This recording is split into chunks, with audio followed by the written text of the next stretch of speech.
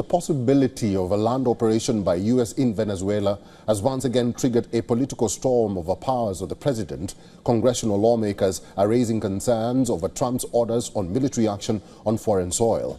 Several lawmakers have said that they will file a new resolution to call for a congressional vote if US military does conduct military strikes on Venezuelan soil. This is being called the War Powers Resolution.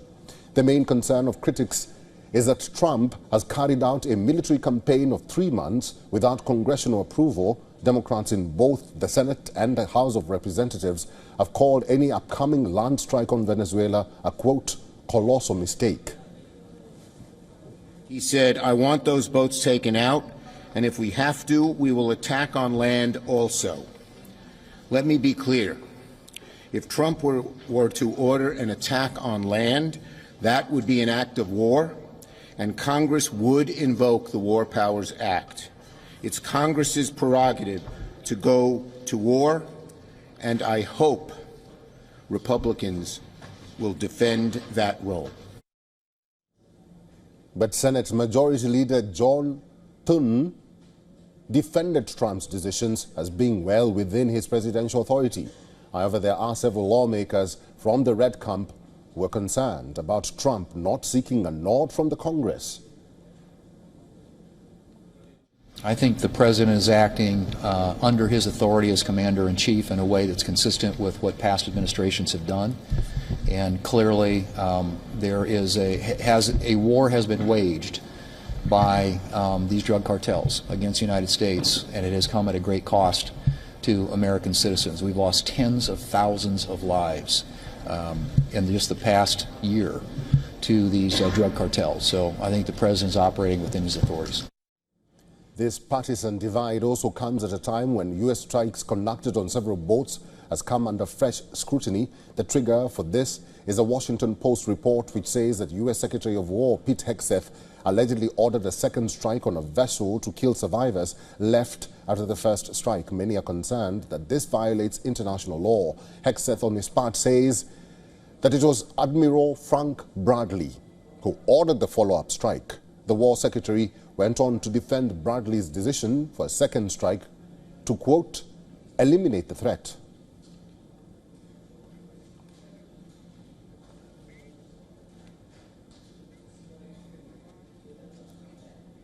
Mr. Bishop Garrison is a lawyer and former senior advisor to the Secretary of Defense and current senior fellow and adjunct professor, National Security Institute at George Mason University Law School, is now joining us live from Virginia, United States. It's good to see you, Bishop. And I just want your view on this whole stalemate. Do you actually think that it is time for Congress to speak and to have a voice?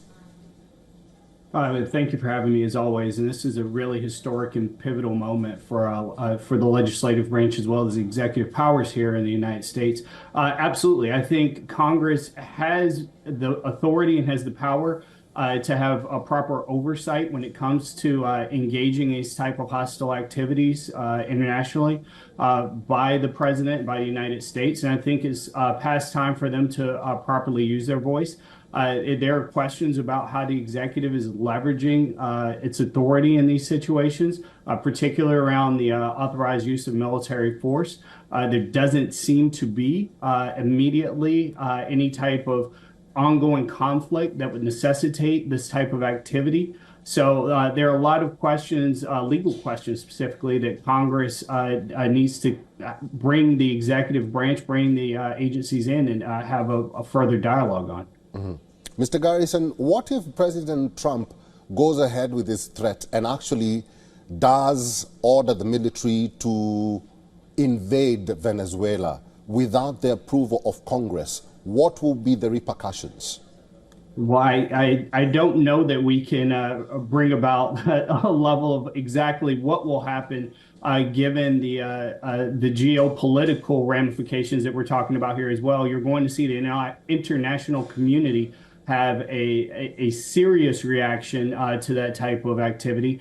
I believe that Congress would say that they have not authorized any type of use of force within Venezuela. I think the president, as you've mentioned, as other legal experts have mentioned here in recent days, has already used the initial 60-day period under the War Powers Resolution and the additional 30-day period in terms of taking out or carrying on, I should say, this type of activity. So I think now he is working on uncertain legal grounds, and it's important for him to have the full support of Congress in engaging in these type of activities. So to go into Venezuela without clear authority, without a very clear objective to say that we're going to fight narco-terrorism brings us back into shades of what we saw post 9/11 to begin with, when we were beginning the global war on terrorism. You can't fight doctrinal wars against uncertain, unclear enemies. And that's what you're talking about when you're taking on these very broad stroke ideologies.